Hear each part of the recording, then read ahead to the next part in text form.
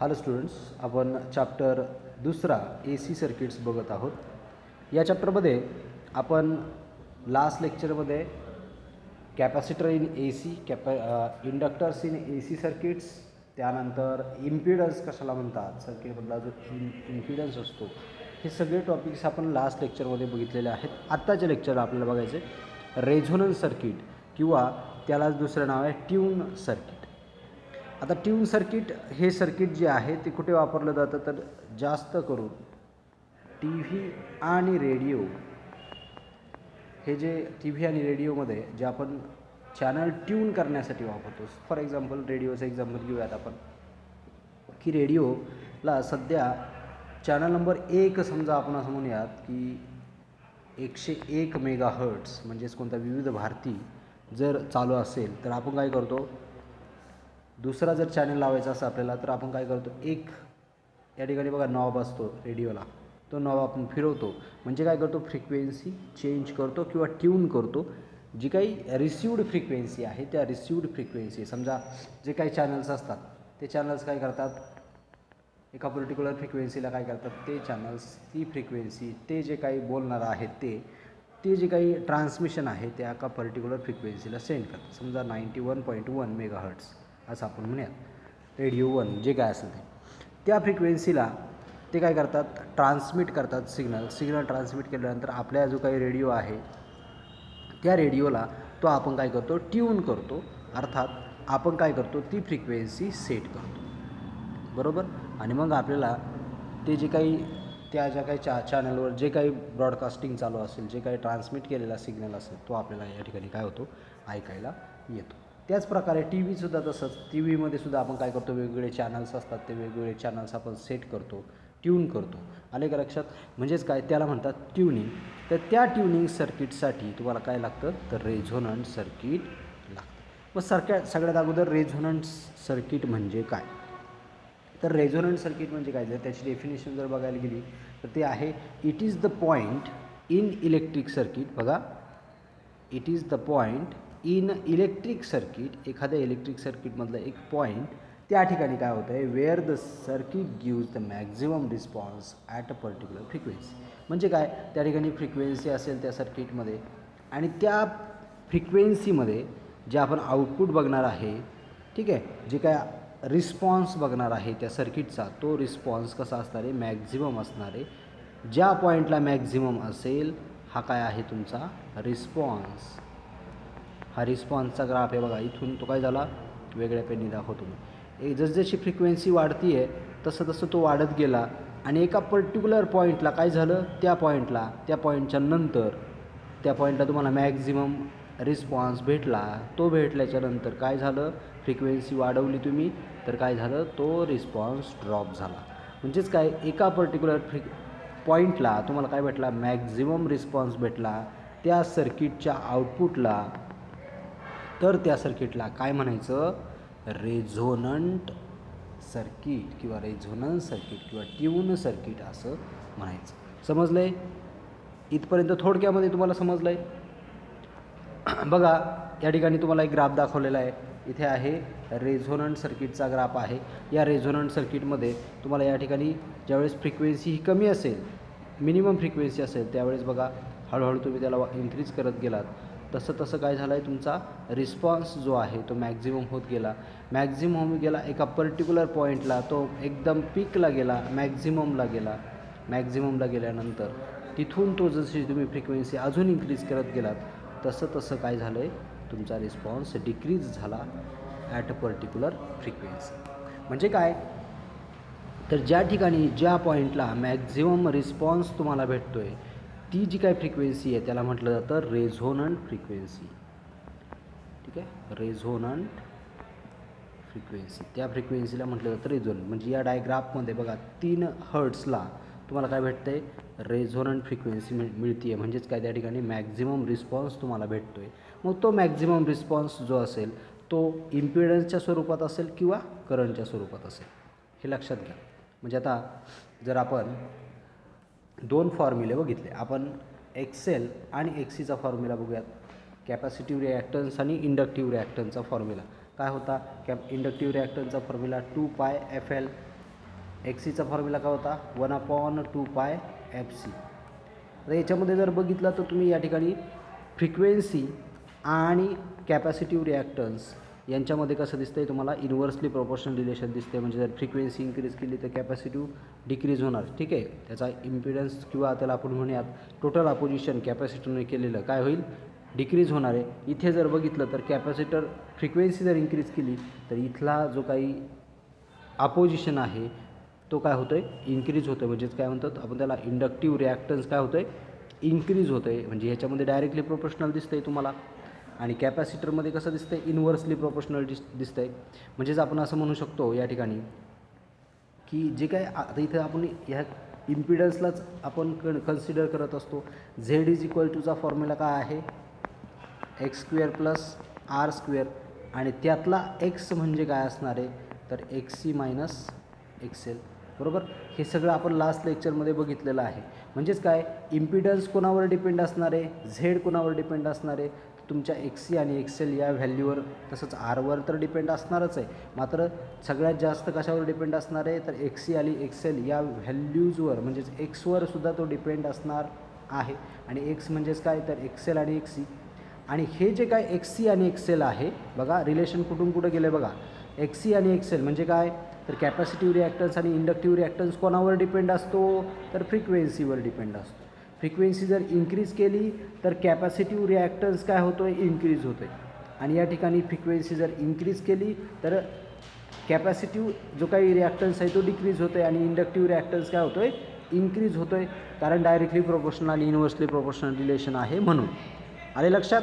आणि त्याचा जो काही इम्पॅक्ट आहे तो कोणावर पडतो आहे तर ह्या आपल्या इम्पिडन्सवर पडतो आहे. आपण इम्पिडन्सची जर डायग्रॅम काढायला गेलं बघा मी पर्टिक्युलर XLसाठी वेगळी काढतो आणि XCसाठी वेगळी डायग्रॅम काढतो. नीट समजून घ्या. समजा हा XL आहे. XLचा फॉर्म्युला काय आहे 2πfl. मी फॉर्म्युला पण लिहितो म्हणजे तुम्हाला सोपं जाईल समजायला. आता XC इन्क्रीज झाला तर इम्पिडन्स काय होईल इन्क्रीज होईल. बघा फ्रिक्वेन्सी जसजशी इन्क्रीज करत जाल फ्रिक्वेन्सी इन्क्रीज करत गेलो जसजसं इन्क्रीज इथे आहे इम्पिडन्स झेड म्हणूयात आपण किंवा इथे कंसामध्ये XL म्हणतो मी. ठीक आहे. झेड कुणावर डिपेंड आहे आता सध्या XLवर डिपेंड आहे. तर XLशी डिपेंड असलेला झेड कसा येतो बघा. जसजसं तुम्ही फ्रिक्वेन्सी इन्क्रीज करत जाल तसं काय होईल तुमचा XL इन्क्रीज होईल आणि XL इन्क्रीज झाला तर झेडसुद्धा काय होईल इन्क्रीज होईल. झेड म्हणजे काय तर तुमचा काय आहे इम्पिडन्स. ठीक आहे. म्हणजे फ्रिक्वेन्सी इन्क्रीज केली तर काय होतं आहे तुमचा जो काही XL आहे तो इन्क्रीज झाला. ही पहिली ग्राफ तुम्हाला समजला. ठीक आहे. आता दुसरा ग्राफ आपण घेणार आहोत XCच्या संदर्भात. XC म्हणजे काय कॅपॅसिटिव्ह रिॲक्टन्स. XCचा फॉर्म्युला काय आहे 1/2πfc. इथे आहे फ्रिक्वेन्सी बघा आणि इकडे आपण झेड घेणार आहे. झेड म्हणजे काय इम्पिडन्स आणि इम्पिडन्स कशाशी निगडीत तर XCशी संबंधित. ठीक आहे. मग आता बघा ज्या वेळेस तुम्ही फ्रिक्वेन्सी इन्क्रीज करताय त्यावेळेस तुमचा XC काय होणार आहे डिक्रीज होणार आहे. म्हणजेच काय समजा इनिशियली तो इथे असेल या पॉईंटला असेल आपण असं म्हणूयात की मॅक्झिमम असेल. फ्रिक्वेन्सी काय आहे तुमची कमी आहे 0 आहे त्यावेळेस XC कसा असणार आहे जास्त असणार आहे बरोबर. म्हणजेच आपण असं म्हणूयात की XC तुमचा काय आहे खूप मॅक्झिमम आहे कारण फ्रिक्वेन्सी कमी आहे. बघा फ्रिक्वेन्सी तर 0 आहे. मग जसजसं तुमची फ्रिक्वेन्सी इन्क्रीज होत जाईल इकडे इकडे सरकेल या बाजूला बरोबर ना फ्रिक्वेन्सी इन्क्रीज होईल तसं तसं XC काय होईल तुमचा डिक्रीज होत जाईल बरोबर. आले का लक्षात. दोन्ही ग्राफ तुमच्या बघा. म्हणजेच काय तर एका ठिकाणी XLमध्ये तुमचा ग्राफ जो आहे इम्पिडन्सचा तो वरच्या बाजूला जातो आहे तर दुसऱ्या बाजूला XCचा जर बघितला तुम्ही तर त्या ठिकाणी तो काय होतो आहे ग्राफ खालच्या बाजूला येतो आहे जशी फ्रिक्वेन्सी इन्क्रीज करतो आहे तसं तसं. म्हणजे त्याच्यावरनं मी एकच गोष्ट सांगितली की फ्रिक्वेन्सीवर तुमची दोन गोष्टी डिपेंड आहे. तसंच इम्पिडन्स आणि XC XL ह्या गोष्टी डिपेंड आहेत. मग जर फ्रिक्वेन्सी इन्क्रीज झाला तर काय होतं आहे तुमचा XC डिक्रीज होतो आहे आणि तुमचा XL म्हणजेच काय इंडक्टिव्ह रिॲक्टन्स काय होतो आहे इन्क्रीज होतो आहे. ह्या दोन गोष्टी समजल्या आणि ह्या दोन गोष्टींवरचा इफेक्ट कोणावर होतो आहे झेडवर होत आहे. मग आता हेच तुम्हाला या ठिकाणी डायग्राममध्ये दाखवलं आहे बघा. हा जो काही इथे ग्राफ दाखवलेला आहे सगळ्यात अगोदर फ्रिक्वेन्सी कमी होती, फ्रिक्वेन्सी कमी तर काय झालं, दोन फॉर्म्युले लक्षात ठेवा. फॉर्म्युले कुठे आहेत आपले बघा या ठिकाणी, दोन फॉर्म्युले. फ्रिक्वेन्सी कमी तर कोण वाढतं आहे, तर XC वाढतो आहे, राईट. म्हणजे या ठिकाणी XC जो आहे, XCमुळे बघा या पॉईंटला इथपर्यंत मी दुसराच ग्राफ काढतो बघा. आपला ग्राफ हा आहे, दोन पेनने दाखवतो मी, व्यवस्थित समजून घ्या.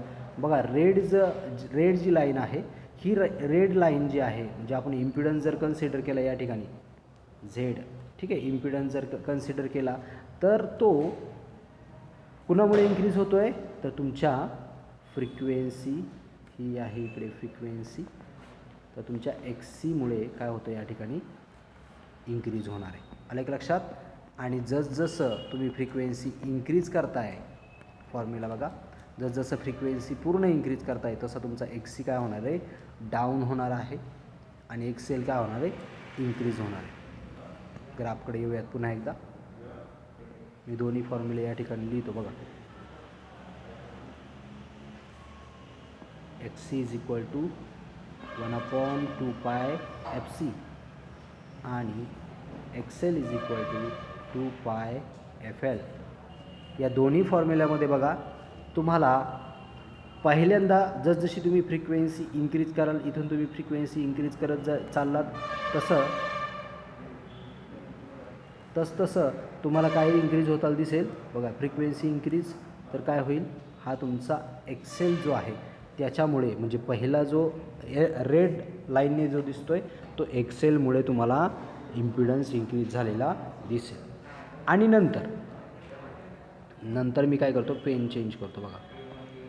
आणि नंतर जर बघितलं तर इथून पुढे बघा फ्रिक्वेन्सी अजून इन्क्रीज झाली तर XC काय होणार आहे, तुमचा डिक्रीज होणार आहे. आणि ह्या XCच्या अफेक्टमुळे या ठिकाणी ग्रीन लाईन जो दिसते त्याच्यामुळे काय झालं, तुमचा इम्पिडन्स कमी झाला. XC कमी झाला, पूर्ण कमी झाला, म्हणजे याच्यामध्ये कोण राहिला, फक्त XL राहिला. आणि इथे या पॉईंटमध्ये XC हा पूर्ण कमी होता. आलं का लक्षात. म्हणजे रेड लाईनमध्ये कोण कमी आहे, कोण जास्त आहे, तर XL जास्त आहे. XL जास्त, XC कमी. आणि ग्रीन लाईनमध्ये कोण कमी कोण जास्त, तर XC जास्त आणि XL कमी. आणि ह्या दोघांच्या अफेक्टमुळे लक्षात ठेवा, तुम्हाला फक्त इन्व्हर्सली प्रोपोर्शनल डायरेक्टली प्रोपोर्शनल एवढं समजून घ्यायचं आहे. मी खूप डीपमध्ये सांगितलं आहे, पुस्तकामध्ये एवढं दिलेलं नाही आहे. फक्त तिथे काय सांगितलं आहे की फ्रिक्वेन्सीनुसार इथे काय होते, तुमचं आउटपुट जे आहे ते चेंज होत आहे. ठीक आहे. मग रिस्पॉन्स जास्त केव्हा येतो, आता बघा इथे इम्पिडन्स खूप जास्त आहे, इथे इम्पिडन्स खूप जास्त आहे. अशा पॉईंटला तुमचा XL आणि XC कसा असतो, इक्वल असतो. आणि इक्वल असल्यामुळे तुम्हाला मॅक्झिमम रिस्पॉन्स भेटतो आहे. आणि मॅक्झिमम रिस्पॉन्स कुठे भेटतो, ॲट द रेझोनंट फ्रिक्वेन्सी. ठीक आहे. आता ह्याच्या उलट मी करंटची गोष्ट सांगतो बघा. करंटबद्दल जर सांगायचं झालं तर बघा, सेम ग्राफ दोघांचा, पण तिथे काय होईल, I मॅक्स येणार आहे केव्हा, ज्यावेळेस तुमचा XL आणि XC सेम असेल. XL आणि XC जर सेम असेल तर ते कशा असतात, equal and opposite in phase. दोघे पण काय होतील, कॅन्सल होतील. सर्किटमध्ये फक्त R राहील. आणि R जर राहिलं तर त्याला आपण म्हणतो रेझोनंट सर्किट. सर्किटमध्ये काय राहील, फक्त R सर्किट राहील. आणि R जर राहिला तर काय होईल, तुम्हाला मॅक्झिमम करंट या ठिकाणी मिळून जाईल. समजले सगळ्यांना. तर अशा प्रकारे तुम्हाला या ठिकाणी रिस्पॉन्स दिसतो आहे. तर रिस्पॉन्स दोन प्रकारचा असतो, एक करंटचा रिस्पॉन्स आणि एक इम्पिडन्सचा रिस्पॉन्स. करंटचा रिस्पॉन्स मॅक्झिमम असेल तर त्यावेळेस तुमचा इम्पिडन्सचा रिस्पॉन्स कसा असेल, तर हा त्याच्या उलटा असेल या पद्धतीने. आले लक्षात.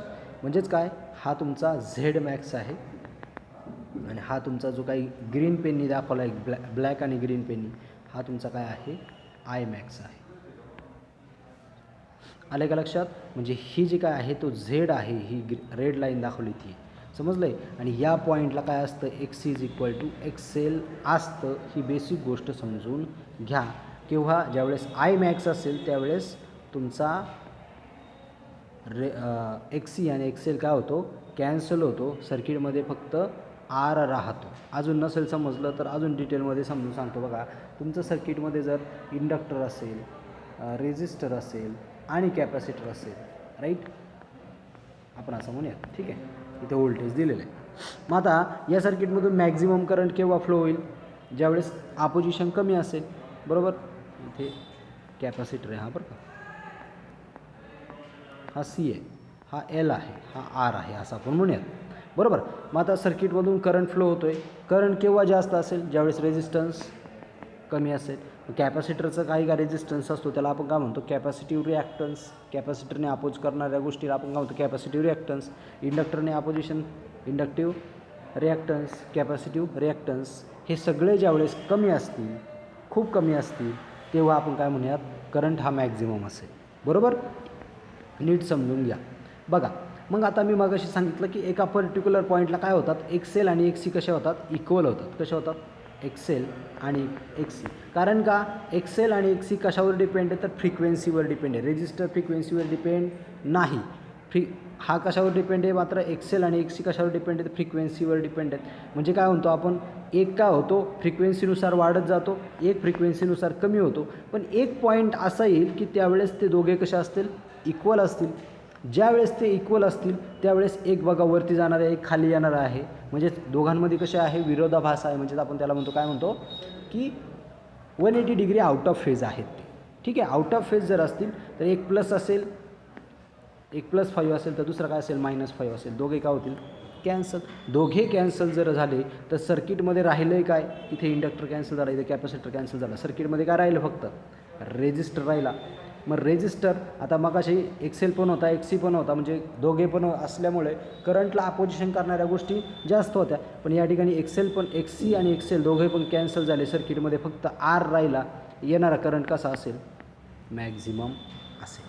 समजले? लक्षात आले का? आणि त्याच पॉईंटला आपण काय म्हणतो? रेझोनंट पॉईंट असं म्हणतो, ज्या ठिकाणी आपल्याला करंट जो आहे, करंट जी रिस्पॉन्स जो आहे, करंटचा रिस्पॉन्स तो कसा भेटतो? मॅक्झिमम भेटत असतो. त्या पॉईंटला आपण म्हणतो रेझोनंट पॉईंट. किंवा ट्यून सर्किटसाठी जी काही फ्रिक्वेन्सी लागते ती असते रेझोनंट फ्रिक्वेन्सी. त्या ठिकाणी तुम्हाला करंट हा मॅक्झिमम भेटत असतो. समजलं आहे सगळ्यांना? जसं की या ठिकाणी तुम्हाला 3 हर्ट्सला मॅक्झिमम फ्रिक्वेन्सी भेटलेली आहे. समजलं आहे सगळ्यांना? नक्की? ठीक आहे. आता हा जो काही रेझोनंट फ्रिक्वेन्सी जी आहे किंवा रेझोनंट ट्यून सर्किट जे आहे, त्या ट्यून सर्किटचे 2 प्रकार पडतात. पहिला प्रकार असतो सिरीज रेझोनन्स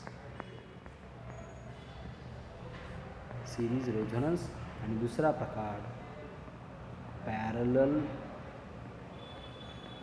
रेझोनन्स. आता सिरीज रेझोनन्स आणि पॅरलल रेझोनन्स म्हणजे काय?